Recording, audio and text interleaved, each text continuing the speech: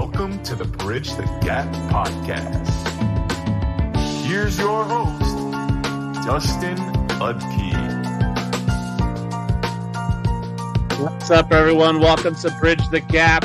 We got a great episode tonight. We're going to be talking all things preseason, what you should and shouldn't take out of it, how to go about watching preseason, if you should watch it at all. And to join me tonight, I've got the one, the only, Nick Skrip from Fantrax. Nick, how's it going tonight? Very good, very good. It's a hectic time of year as we are inching closer and closer towards the NFL season, but it's been a lot of fun with the engagement we're starting to get from our audiences and all the content that's being pushed out there. So football is as exciting as ever right now. It really is, and we're seeing preseason games with more starters playing. You know, teams are running out their full offenses, their first team offense, first team defense, so we're getting that. We've got a whole slate of games this week. Before we get into our main topics, Nick, tell everybody where they can find you, where they can find your content, and what you got going. Yeah, so you can find me on Twitter or X at P2W Fantasy. That's where a majority of my content is. You push out articles, graphics for Fantrax, data drops, some threads, a lot of short videos, pretty much a mixture of everything. I kind of pride myself in diversifying my content. I'm also on Instagram, also on TikTok, do stuff for Fantrax as far as their social media. If you ever see graphics or anything from them, it's from me, low-key. But yeah, trying to get the team organized and ready to go for this coming season, and really loving how content's going right now and all the engagement that we're getting. Yeah, and it'll be scrolling across the bottom of the whole show, but follow Nick on Twitter or X, follow Fantrax. You know, people say I do a lot, and I look at you, and you do way more than I do. You are putting out content left and right, and you work a full-time job. You've got 3 kids, one who is a baby. You know, obviously the wife. You've got a lot going on. You're still willing to. You're still able to put out not only a ton of content, but quality content. So if you're looking for someone to follow, like when people follow me, I'm like, you need to follow Nick because Nick's got the content. Like Nick's pushing out stuff left and right on all platforms. So you know, I always appreciate your hustle and everything. So yeah, check them out on Twitter or Instagram or TikTok. Check out Fantrax. If you don't know, I also write for Fantrax, working with Nick. So we got some stuff coming out that I just think I had an article come out the other day, or it's coming out. We're getting some stuff ready for the season. So we're excited for the season at Fantrax. I think it's going to be a great season in terms of content, helping you guys win your fantasy leagues and have fun playing. So Nick, I don't know if you know, but this show, we start every show with a game. What exactly is the game?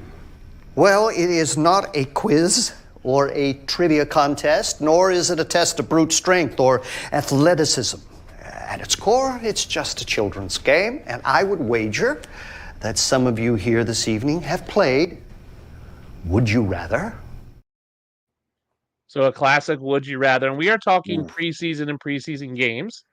So Nick, my Would You Rather for you, and you are a Bears fan, correct?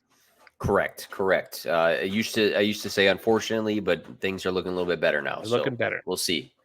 But in general, as a fan of the NFL, would you rather go to the Super Bowl once every 5 years? So you get a general nosebleed seat for the Super Bowl. Every 5 years, you can go watch the game. Or you can go to one home game each season and have a VIP experience. So whether that's, you know, field passes, 50-yard line, whatever the VIP experience looks like for you at a Bears game, which would you rather have? The Super Bowl, which is the pinnacle of the thing, you know, once every 5 years, or one home game every year, but a VIP experience? Easy one for me. I'd rather be at the VIP games for my home team. To be honest, I could care less about traveling to go to another stadium, not knowing who that team is going to be or who those teams are going to be. Life gets complicated when you have, you know, a wife and a couple kids. So, you know, telling my wife every 5 years, if she's not coming with me, I would assume she's coming with me. You're trying to figure out every 5 years, what are we going to do with the kids? We have to go travel for the Super Bowl game. I don't know if we're going to really like the teams. I'd rather just be at home for the Super Bowl. I think historically I've always had great times on the Super Bowl with friends and family. I've thrown a lot of Super Bowl parties, but VIP at the Bears game, home, coordinate everything with the kids, get to see my actual team, pretend I'm like a celebrity that day just because I get the VIP package and all that. Sounds pretty good. My one issue with the Bears, the last handful of times I've gone, is I've always gone when the weather is not super sexy, just like So very, every very game is cold. that. Basically, I think there's like a window as a Chicago fan where you go to one of the opening 2 games, or like you have to face the consequences of it. Maybe Yeah. feeling like it's -20, but give me the VIP package. Yeah, I think I would if I lived closer. So I'm a Bills fan. If I lived closer to the Bills Stadium and that was easier for me to get to, I'm in Madison, Wisconsin, so I'm 3 hours from Chicago, 3 hours from Green Bay. So even to take a VIP experience there would be, that's a good chunk of travel to get to and from. I think I would personally take the Super Bowl. Hopefully my Bills can be in a Super Bowl more often than not.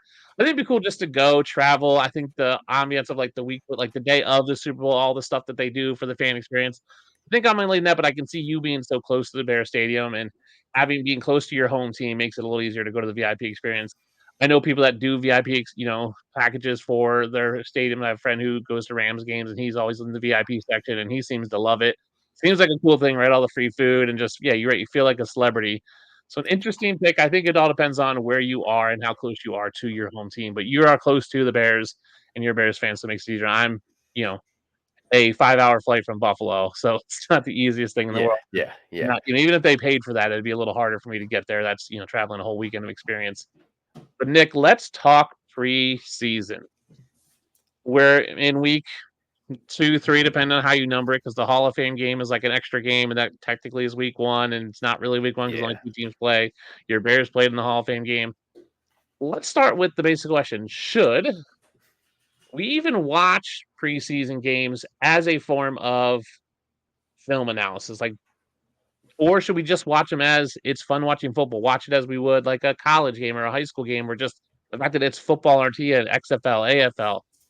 Do you look at preseason games like, and are you watching them, and what are you watching them for?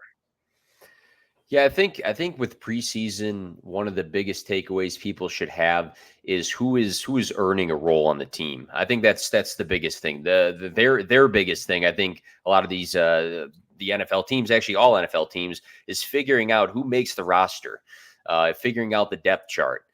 It's nice to see guys that you wonder how they're going to look good. Like we were talking Bears, like Caleb Williams, he's looked very good. We knew he was good though, but now it's more of like a confirmation. Hey, he actually does look good in the games. Let's not get too crazy. It's preseason, but yeah, I think it's more of for the teams to kind of sort out. All right, let's get some guys reps. Let's figure out our depth chart. Who can earn some roles? We're going to try guys out in different spots.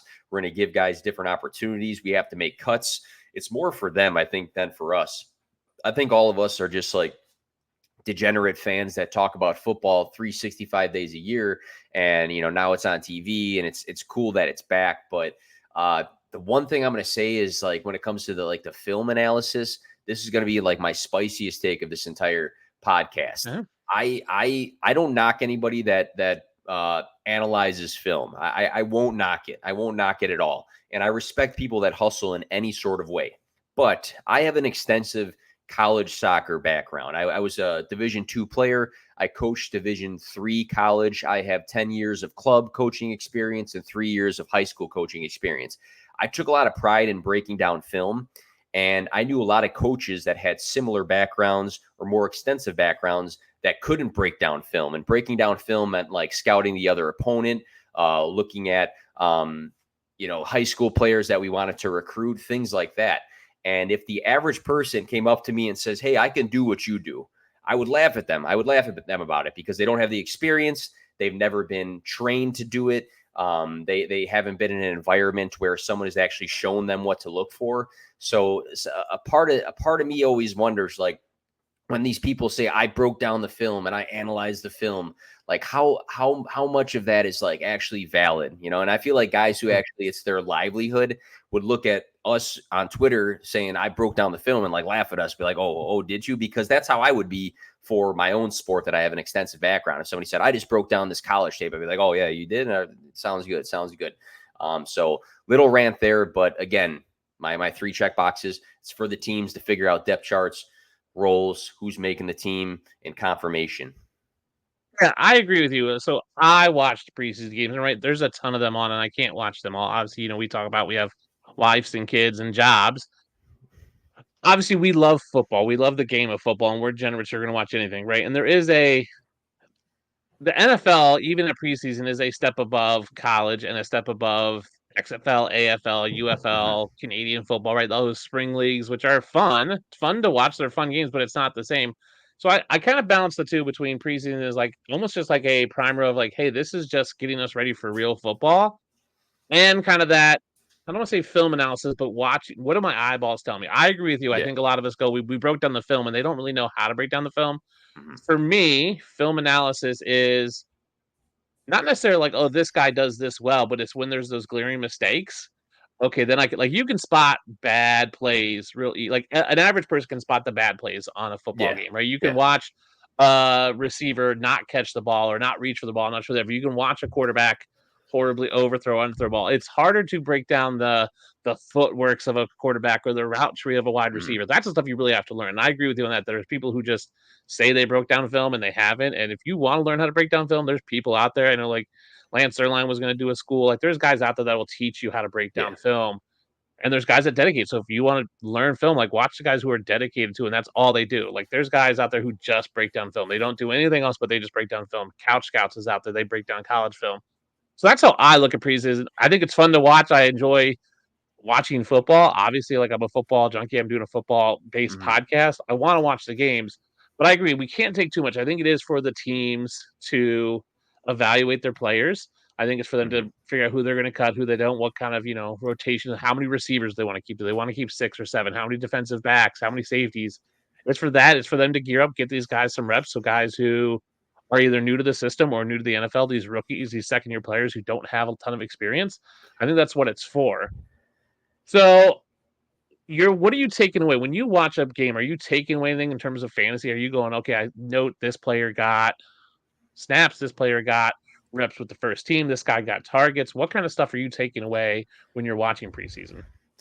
Yeah, I think I pay more attention to reports that come out from camps and things like that over just sitting in front of the game. Like you said, I just don't have the time right now to sit and watch every preseason game and break it Yeah. down. I pay attention a lot though. I obviously do. It's a big piece of my everyday life is Yep. creating content and sharing information. But I think the biggest things I'm looking for is those situations that are not completely black and white. When we look at wide receiver rooms that are up for grabs and running back competitions, like for a long time, there was a lot of debate about Denver's backfield, right? Mhm. Javonte Williams, a lot of people liked him before, then they didn't, after the big injury. People liked Audric Estime as a prospect out of Notre Dame. Jaleel McLaughlin was like the new, I don't know, Christian McCaffrey of fantasy Yeah. Twitter for like a little bit. So you had all these people kind of chiming in, but now that we have more reports and we're seeing guys in the games, now we can kind of start separating. Hey, this guy looks back to his normal self in Javonte. And hey, like Jaleel might carve out a little bit of a role. Audric might be a good handcuff to have. We can sort that out. Look at the Patriots wide receiver room. Okay, who's out there running first team reps? Who's out there making the big plays? Who's connected with Drake May? Who's connected with Jacoby Brissett?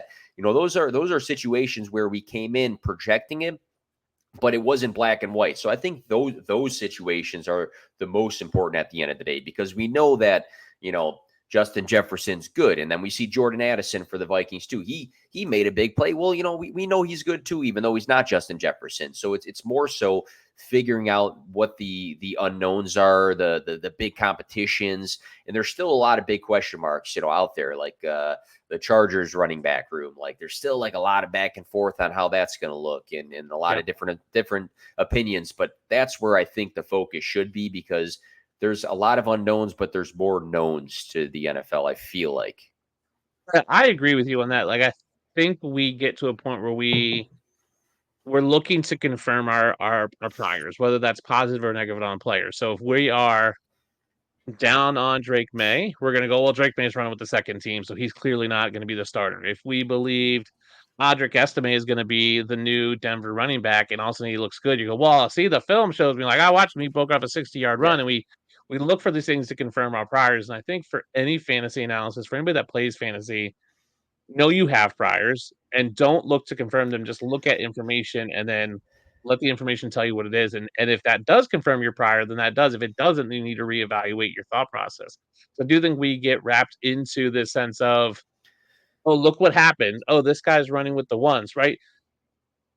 The Vikings might not have Addison and Jefferson out there, and you're like, well, I don't even know, Bilal Powell or whoever it is, out there running with the ones. And you're like, yeah, but because the other guys aren't playing. Like, there's going to be vets who just don't play in the preseason, right? Look at the Panthers. Adam Thielen's not playing much in the preseason because he's a vet. He doesn't need to. So they're going to give Mingo and Leggett all these opportunities to see what they have, give them the reps, but know when the regular season comes that one of them's going to move back. So that's where I'm at with preseason is go, hey, who's running with who?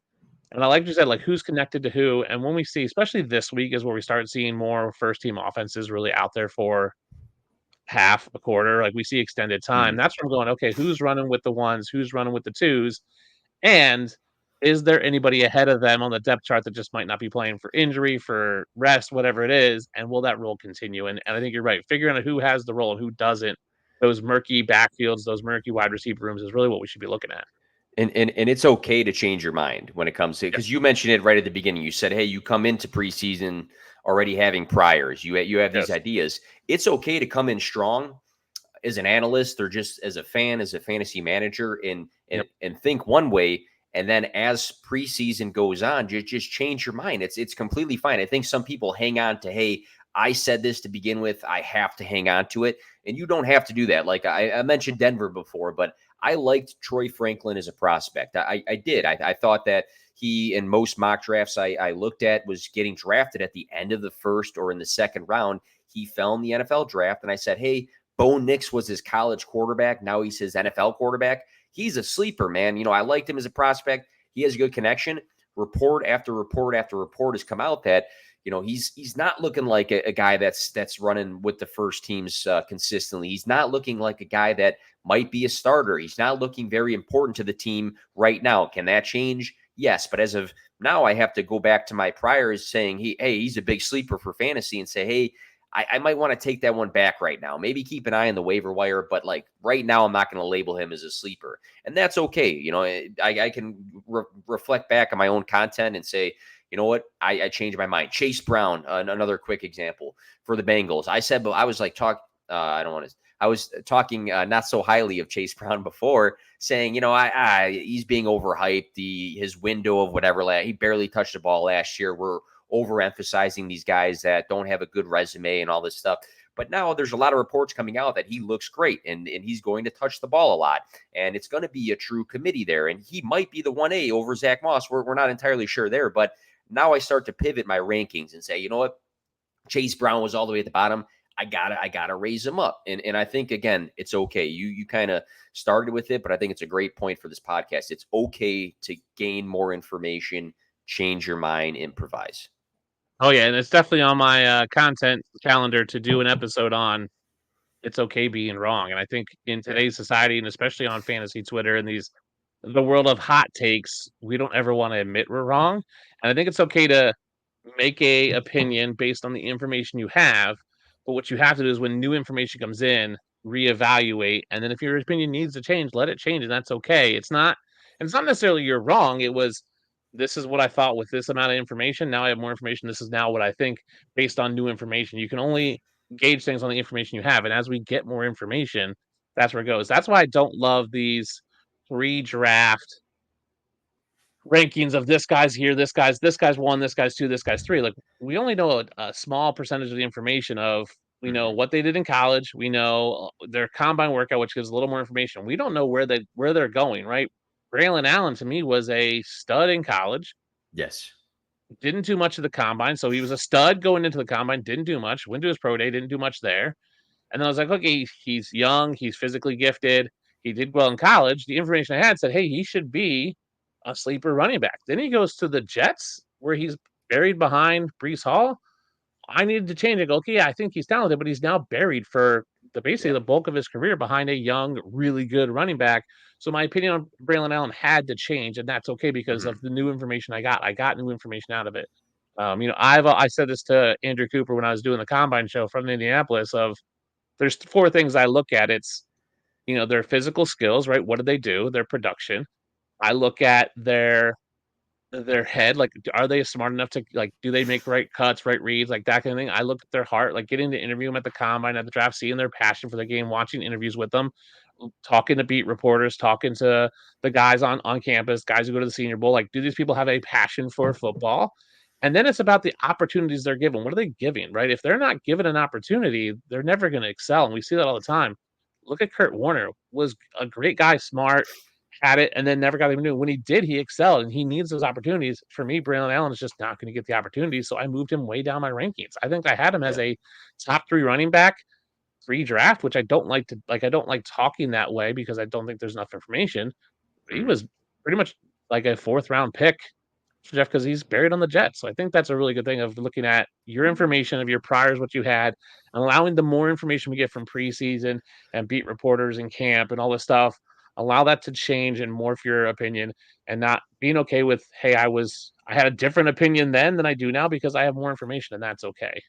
If you guys are watching this, we appreciate you tuning in. Come over to YouTube, drop a comment of who you had priors on, who you were high on, and maybe people that you changed your opinion on through preseason. Let us know in the comments. We'd love to chat with you guys. This podcast is all about creating conversation between not just me and the guests, but you that are watching. So come over to YouTube, hit that like and subscribe.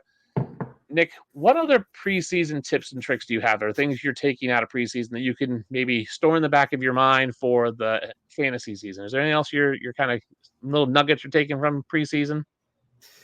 Yeah, I think once again, it's just trying to pay attention to who is earning what sort of role, especially in the opportunities that are wide open. I think you have to also pay attention to injuries and how they may impact others. For instance, I was very high on Marquise Brown in Kansas City. I thought he brought what we like about Rashee Rice. I think he brought what we like about Xavier Worthy in one player when he's healthy. But now that he is banged up, that frees up more opportunities for the other 2 wide receivers at the end of the day. And maybe he was always wide receiver 3. I didn't see it that way, but because now I understand that he's going to miss some time, I thought it was like 4 to 6 weeks potentially.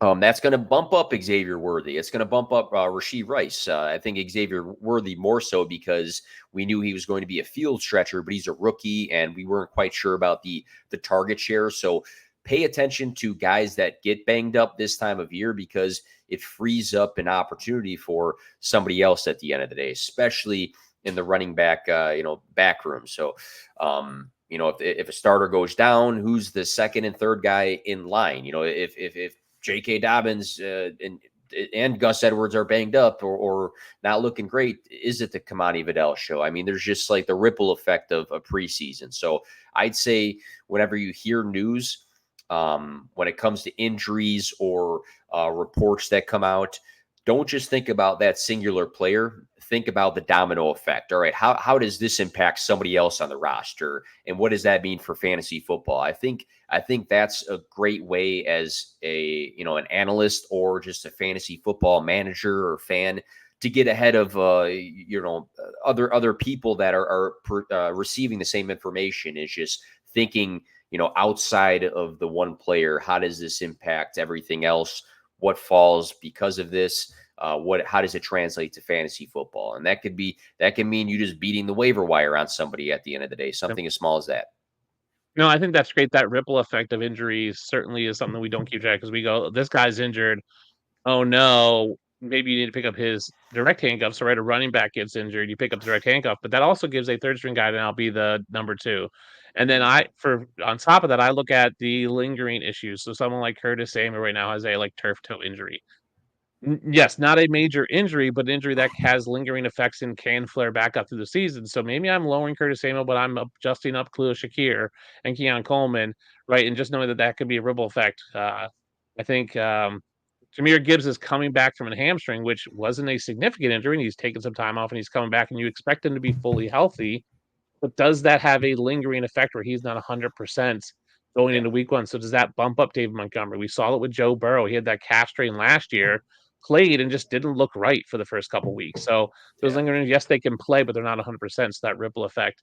And for me, it's looking at, and this is a sneaky thing, backup quarterbacks and who they're connected with as the season goes on. So I just put out an article on Fantrax the other day of basically ranking the backup quarterbacks, but I think we've seen it enough instances where a backup, starter goes down, backup's going to start the next week, and a wide receiver 4 or 5 on that team all of a sudden like goes off for a week or two because they have that chemistry. So if you're looking at, you know, a Jake Browning coming in, who's he had connection with? Trenton Irwin, because they're playing a lot on second team offense. They played a lot of second team in the preseason, so they have that connection because chemistry between a wide receiver and quarterback is super important. So noting those things, that's where I have a little notebook and I just jot down notes. I have it next to my recliner and I just jot down notes as things are happening of, okay, when Jake Browning's playing, Trenton Irwin was getting a lot of these passes. When, this guy's the backup, whether it's Jacoby Brissett for the Patriots and he's the backup, and okay, he's really favoring Kendrick Bourne, and I know that's happening and that's what's going to come in. That's how I look at preseason, so I like to make those little notes because I think it is very valuable. And you're right, you can beat the waiver wire on people just because you paid attention a little more than someone else. Nick, who are some names of preseason players that you've either risen on or have fallen for you on your draft boards right now? Yeah, so I mentioned Chase Brown is a riser. I'm not going to say at all that I'm like all in on him, but I think one thing you have to understand at the end of the day is that the running back position gets very thin throughout every fantasy season. So you have to try to identify guys that are going to touch the ball, guys that are going to find roles consistently. So, that's why I mentioned him before. There's other guys that, I can spit out like Javonte Williams. There's been a lot of good reports. He's actually looked pretty good. I've always been this offseason in on him. I have the receipts, and I just said, hey, literally, this guy tore his ACL, came back from it, wasn't, his rookie self, and everybody thinks he sucks now because he was coming off of an ACL tear. I think Breece Hall did that to him because he went crazy after an ACL tear. But realistically, we used to think that this guy was like then one of the next big things coming up. As a rookie, I wouldn't say, a top 3 guy, but a lot of people after that rookie season were like Javonte Williams, dynasty fantasy football riser, and we forgot about that. And he caught like 40 something balls this past year, and he had some decent games, and I think he's healthy now. So hearing the reports on him is reassuring. I'd also say I want to make a point too. Every single year in redraft, we underdraft rookies, and if you look at ADP, we underdraft rookies every single year because I think there's a lot of people that don't want to reach for a rookie, and there's the, rookie fever, quote unquote, which a lot of people may have. But you look at some guys that I like heading into the season that I feel like are still underdrafted in redraft. Brian Thomas Jr. Reports come out that he has been smoking everybody at camp in Jacksonville. Nobody can keep up with him. He's making big plays. Now, that's different in the games when he actually takes his first NFL snap in a regular season game. But this is a guy that led the FBS in receiving touchdowns in 2023 with Malik Neighbors on the field with him. And then Ladd McConkey, it's another guy. You got no Keenan Allen, no Mike Williams, no Austin Eckler, no Gerald Everett. They are all gone from the Chargers. Now, Joshua Palmer has a nice connection already established, but you got a rookie that is a highly athletic slot wide receiver that just makes competent plays. I mean, he was second fiddle to Brock Bowers in college, and he didn't have great numbers, Ladd McConkey, but he's a guy in a great situation who's, known for just making the right plays. My last one here too, a lot of debate on the Patriots wide receiver room, and a lot of people love Javon Baker. I'm big on Jalen Polk because he's the first guy that the Patriots went and grabbed after Drake May. In the first round, they drafted Drake May. And in the second round, regardless if people liked it or not, they drafted Jalen Polk. And he had a very nice season across from Rome Odunze. I know McMillan was banged up, but he still had a very nice season. And you can look at all these Javon Baker clips, but if you really look at Jalen Polk, like this guy is scoring touchdowns, connected to Jacoby Brissett. He's chilling at Bruins games back when they were playing with Drake May. He's got a lot of camp highlights, and I think he's the only player on the roster that, for me, profiles as a true wide receiver one on a team. Kendrick Bourne's coming off of that injury. Demario Douglas had a fine rookie season. I think he led the team, and we kind of overemphasize that at times, but he looked pretty good. But he's another one that, hey, if he wins the job, you're looking at a guy who's being drafted like wide receiver, 68 or something like that, who could make a fantasy impact. So I wrote an article that came out this morning, but I think we always are looking for the next Puka Nacua, but at the end of the day, if we can find the next Jaden Reed or Rashee Rice, these guys that have like decent draft capital, second round, third round picks that land in good opportunities and are fantasy impactful, that's how you win in fantasy, I think. Yeah, and interesting you brought up Puka Nacua because I was going to bring him up because I do think we are always looking for that Puka Nacua, that late round guy in the teen round that'll be, a top 10 guy, and that's all fine and dandy. But more often than not, that we miss on those guys. And I think yes, we undervalue rookies, but we do kind of get that rookie fever. Like we want the new hotness. I think we undervalue the veterans a ton. I mean, look at someone like Derrick Henry at the top of your drafts is going behind a ton of running backs. But even later on, I watched that Broncos game and everyone was talking about Bo Nix, Bo Nix, Bo Nix. I'm like, we realized that most of his passes were going to Tim Patrick, who's 30, who's missed 2 seasons. Like, Tim Patrick is never going to be a top 10 wide receiver, but Tim Patrick is going to be a wide receiver for 3 for your fantasy team almost every week. And I think we just go, well, he doesn't have the upside, so we don't want him. And I think there's a room on your lineup, and I think there should be guys in your lineup that are just consistent weekly starters for you, whether that's a wide receiver 3 or running back 2, a flex play. Those guys are gonna win you championships, right? The Gerald Everett's who might outplay Cole Kmet, like that's a solid play. Tyler Higbee, I got him 2 years ago, like as like the 15th wide tight end off the board, and he was tight end 4 because he's just a consistent guy. Yes, he's never going to score me 20 points in 1 week, but he's going to get me 8 points every week. I'll take that consistency. I'll take the high floor, low ceiling play, and I think we just don't see them getting the respect they deserve because everyone wants the guy who can go out and be a game changer and be the guy you can brag about.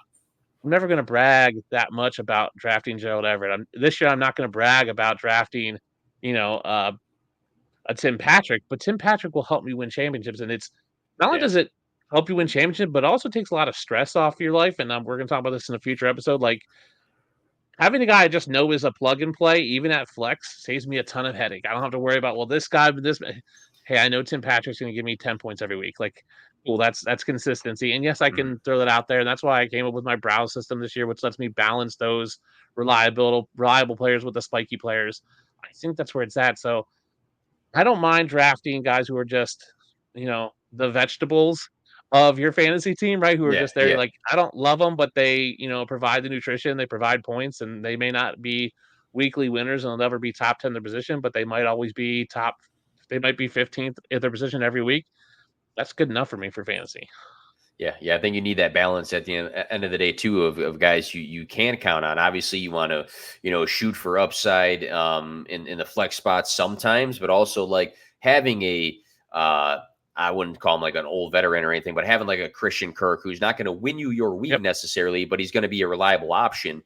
Or you can look at the veterans that are being drafted super late, like I'm just Mike Williams. If he's healthy, he tore his ACL week 3 of last year. He had a long window. He should be the wide receiver 2 for Aaron Rodgers. And he's had some very, very relevant fantasy weeks throughout his entire career, regardless if he's been, a bit boom or bust, so you can find those guys and they can truly balance out your lineups.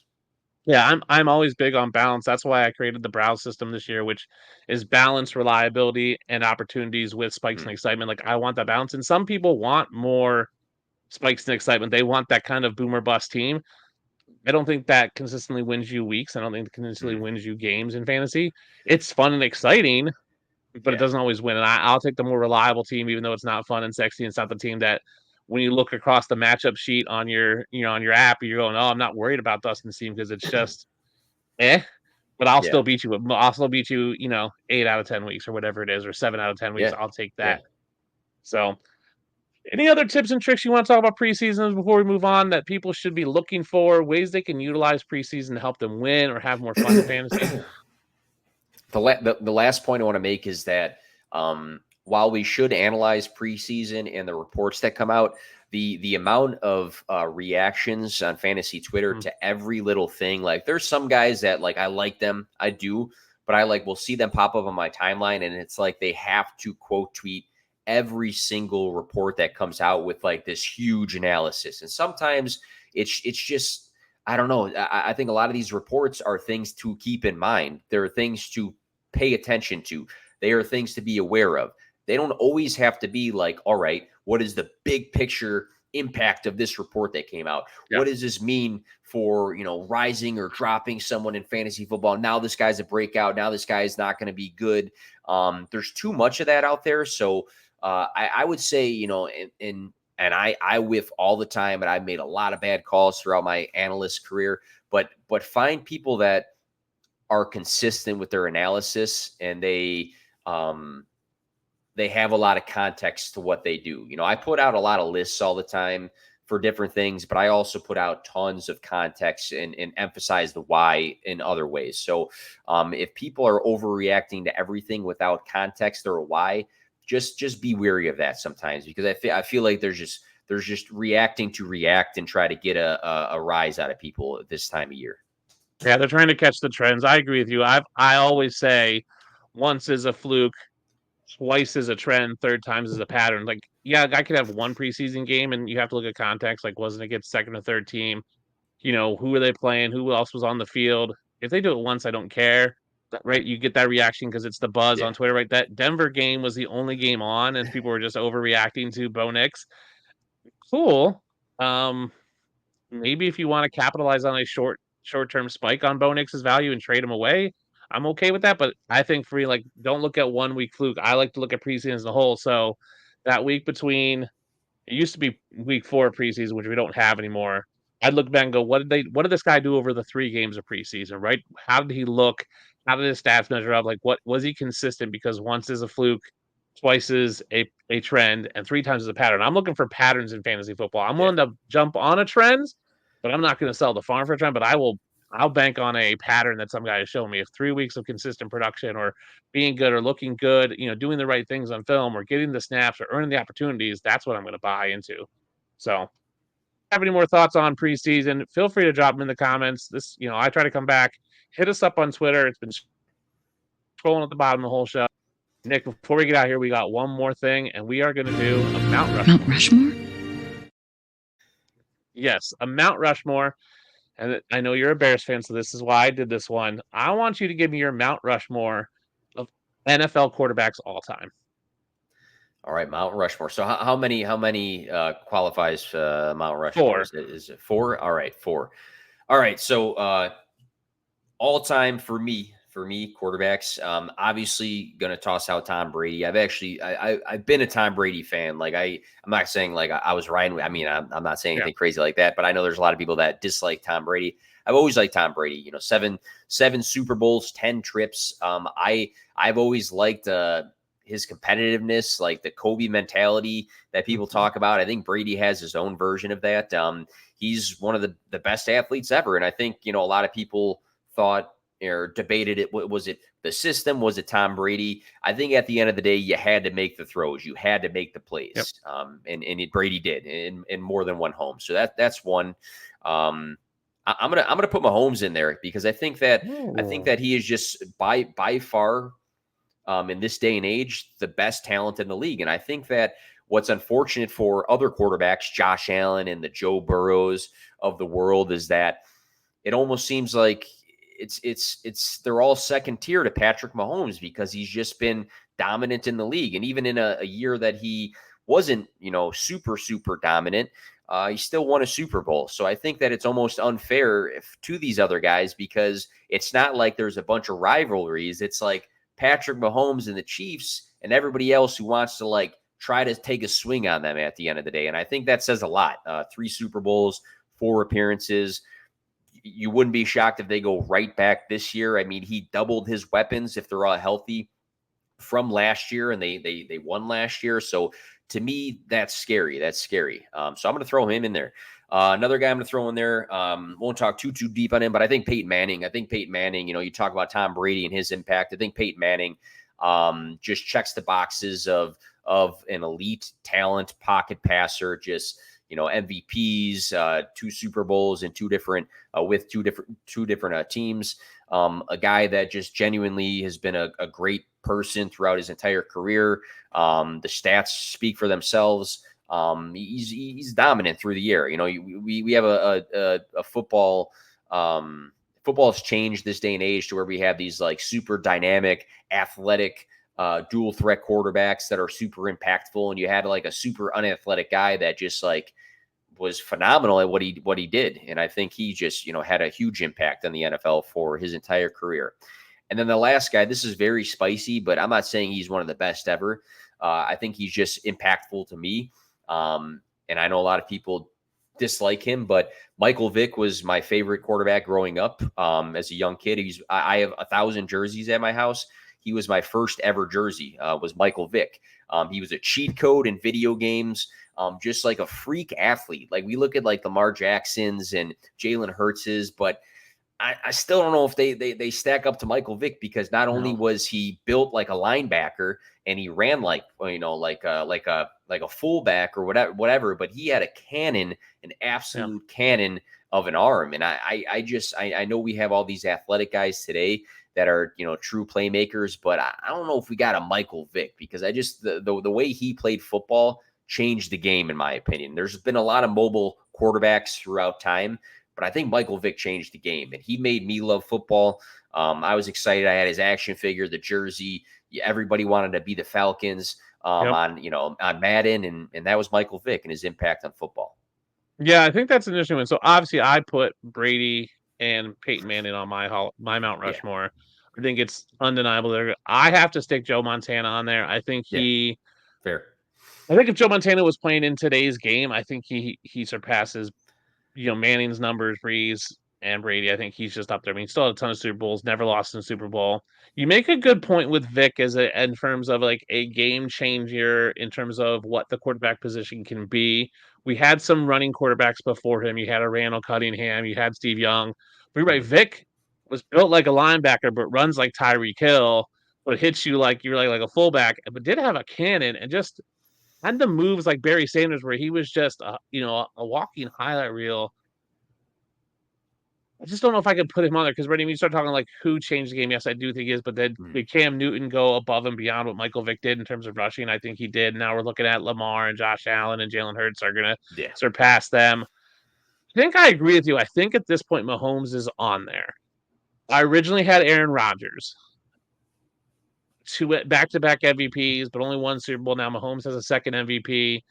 I think Mahomes has passed Rodgers. Now, I think if Rodgers can win another Super Bowl or have another amazing year, I think he makes a case, but I think he's just the first man off, and I think Mahomes is enough to get on there.